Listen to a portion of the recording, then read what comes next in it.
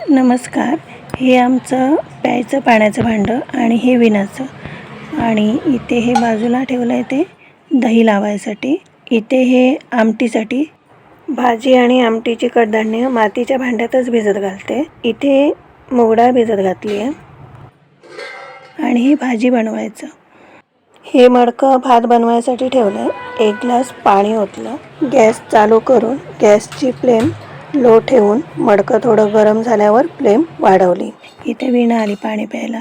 मला हे बरं पडतं, वीणा स्वतः पाणी पिते आणि निघून जाते. इथे पाणी गरम झाल्यावर मी तांदूळ स्वच्छ धुतले आणि घातले.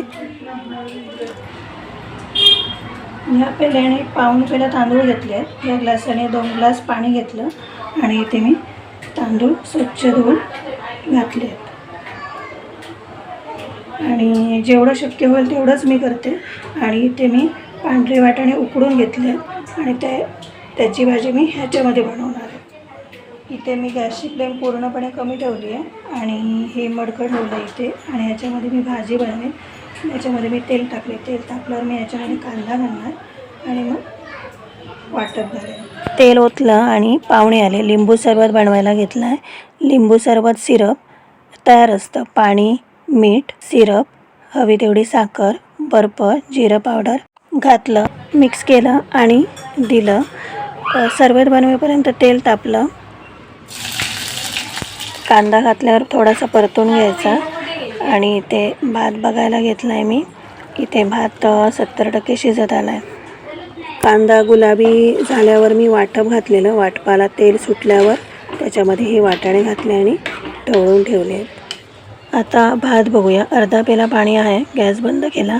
7:30 वाजले आहेत. आता आमटीचं मडकं बघूया. मडक्याचा तळ खालून थोडासा फुगीर असतो. रिंग किंवा अशी प्लेट ठेवायची म्हणजे मडकं खराब नाही होत. इथे मी डाळीचं मडकं घेतलं आणि गॅसवर ठेवलं. गॅस कमीच ठेवलेला. थोडंसं मडकं गरम झाल्यावर तो गॅस वाढवला. आता 7:40 झाले आहेत. भात बघूया. अर्धा पेला पाणी होतं. भांड्याच्या उष्णतेने ते आटलं. भात व्यवस्थित शिजला आहे. 10 मिनटं लागली. भात झाकून ठेवूया आणि इथे भाजी बघायला घेऊया. भाजीमध्ये 1 पेला पाणी राहिलं आहे. इथे मी गॅस बंद केला आणि भाजी पूर्ण मडक्यामध्ये पसरवून घेतली आणि झाकून ठेवली. 7:45 होऊन गेलेत. इकडे मी ज्वारीचं पीठ भागून घेतलं आहे. व्यवस्थित मळलं.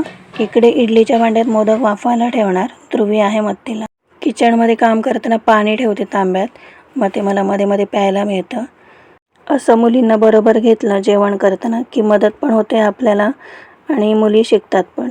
शहराच्या ठिकाणी धावपळीच्या जीवनात असं पाट्यावरचं वाटप, मातीच्या भांड्यातलं जेवण करणं अवघड असतं. पण मला आणि त्यांनाही खूप आवडतं. माझ्या घरी पाहुणे येतात त्यांना हे सगळं बघून आश्चर्य वाटतं.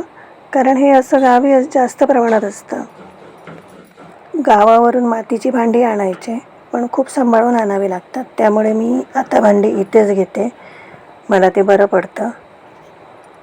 आता मी जेवायसाठी मातीचं ताट आणायचा विचार करते. आणल्यावर दाखवेन. वाडगं आहे. ग्लास होतं पण ते फुटलं. बोलेपर्यंत वाटप पण झाले. इथल्या इथे पाटा धुवून होतो. पहिल्यांदा पाटा माझा पलंखाली होता. तो काढायचा, वाटप वाटायचं, मग तो स्वच्छ करायचा, सुकवायचा, परत ठेवायचा. मग त्याच्यामध्ये वेळ भरपूर जायचा आणि एवढा दगडी पाटा ओढायचा म्हणजे खूप त्रास व्हायचा. मग त्याने मला हा पाटा ओट्यावर ठेवून दिला. मग मला आताही बरं पडलं. इथल्या इथे माझं सगळं होऊन जातं आणि वेळ पण वाचतो आणि त्रास पण वाचला.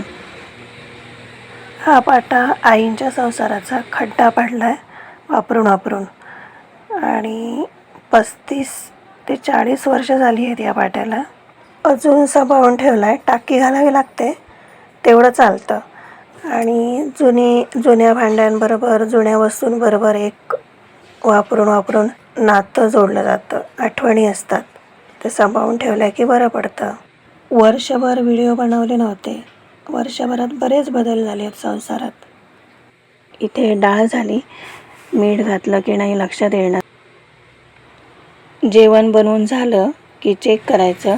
आमटी भाजीची चव बघायची. भात जर कुकरमध्ये असेल तर चेक करायचा आणि मगच जेवण वाढायला घ्यायचं. थोडीशी डाळ घेतली, पिळून बघितली, थोडंसं मीठ हवं होतं ते घातलं. आता आपण भाजी बघूया. 8:30 झाले आहेत. भाजीतलं पाणी बघूया. भाजीतलं पाणी मडक्याच्या उष्णतेने पूर्णपणे आटलं आहे आणि भाजी तयार झाली आहे. इथे मी पूजेची मांडणी करून घेतली आहे. पूजा पण करून झाली आहे आणि वाढी पण दाखवली आहे. आता पुढच्या व्हिडिओमध्ये भेटूया. तोपर्यंत नमस्कार.